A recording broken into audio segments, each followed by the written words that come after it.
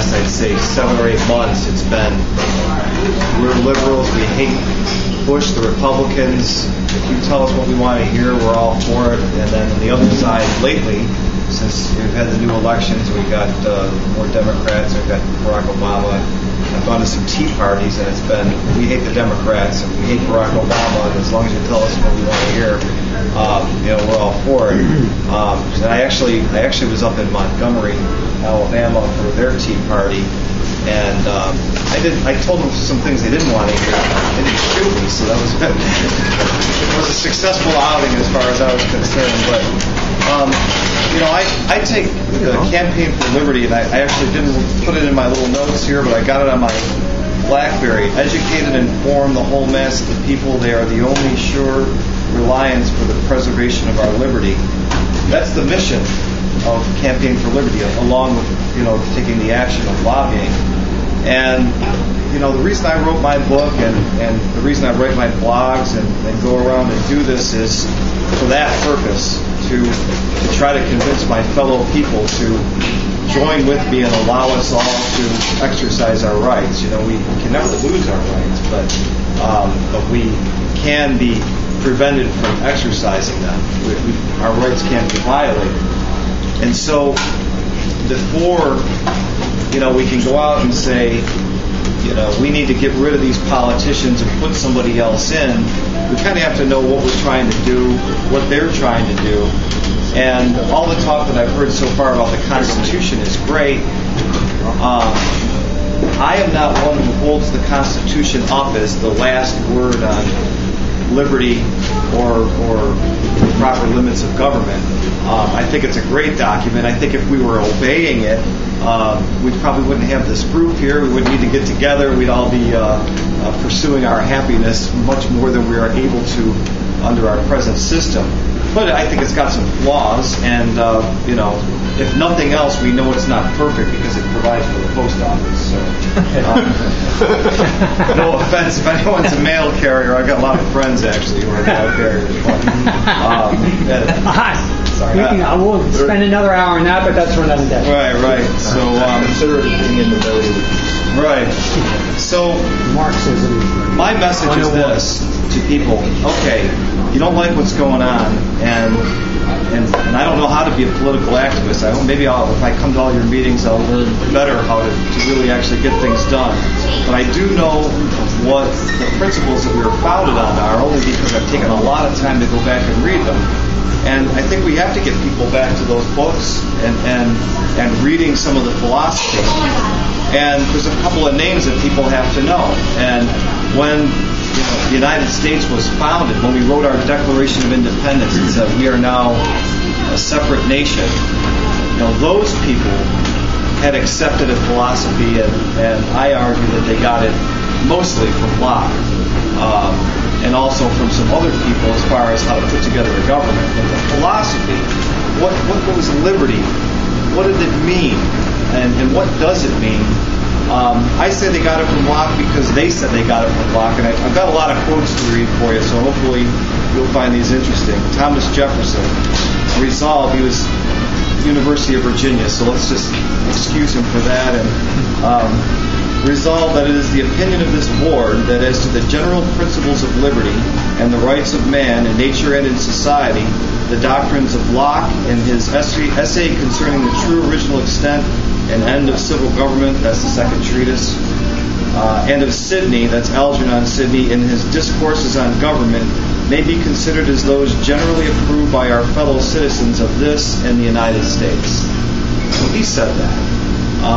If you guys have really, really been digging into those lists of books, you may have read John Adams criticizing Locke, but I would point out he did so criticizing Locke's work on the constitutions of North Carolina 25 years before he wrote this document, and you could make an excuse that he was just the secretary after all. I mean, it was this Shaftesbury guy who really was responsible. But really the philosophy came from Locke, and let's just use him because there are a lot of people who wrote similar things. But go back, and one thing that I think we're taught is that, in the spirit of democracy and spirit of tolerance, everybody's opinion about everything is right.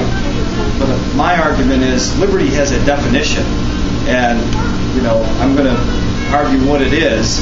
And if your definition is different, well, at least according to our founders, then your definition is not the one we were founded on. And it starts with, and as we know, Locke was an empiricist, or maybe you don't, but Locke believed that the only thing that he knew or could know was what he could observe. As a scientist would argue, I can observe certain things, I can conclude certain things through reason, and although I believe in God and that they come from God, I am not going to believe in anything that I can't see. That was one of his tenets, and one of the things he believed that you could see was this. And he's talking about the state of people outside of government, before government, what he called the state of nature. A state of equality wherein all the power and jurisdiction is reciprocal, no one having more than another, there being nothing more evident that creatures of the same species and rank, promiscuously born to all the same advantages of nature and the use of the same faculties, should be equal amongst one another without subordination or subjection, unless the Lord and Master of them all should, by any manifest declaration of his will, set one above another, and confer on him, by an evident and clear appointment, an undoubted right to dominion and sovereignty. So, from there, our founders got the one line, much more succinct. We hold these truths to be self-evident. They need no proof. You can observe them directly. And the first one is that all men are created equal, male and female men. Okay, that's at least where we are now. And because they're all created equal, everything else, all of the other rights, the natural rights that our founders talked about, could be derived from just observing that one thing. Because if they're equal, and then obviously no one has any natural subordination over another, then they must have these rights to life. How could anyone take the life of another if everyone has an equal right, if everybody is created equal? How could anyone infringe on someone's liberty and say, you can't do this if we're all equal? Where does that authority come from? Well, there is none. And we have a right to property or the pursuit of happiness, which I'll argue later is the same thing. Because your property, of course, is the direct product of your labor. And, of course, who could own your labor but you? If we're all equal, how could I say that whatever you do, I have a right to that plus what I produce myself? So that little document, that little I like the Declaration of Independence a lot more than the Constitution. I mean, who wouldn't really? The Constitution grants powers. The Declaration of Independence proclaims rights, and that's where I think we should draw our philosophy and our arguments to our fellow people. What are we trying to do to secure these rights? Governments are instituted among men. That's the purpose of government. So another thing that's in the Declaration of Independence says the law of nature and of nature's God.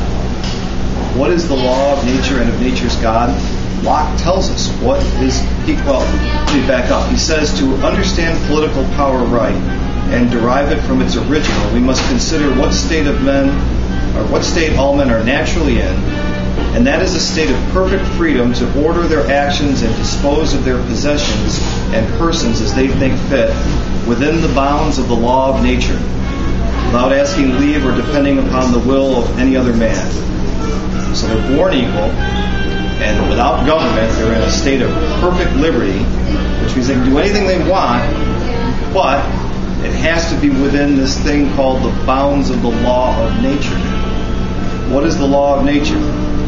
The state of nature has a law of nature to govern it. The state of nature has a law of nature to govern it.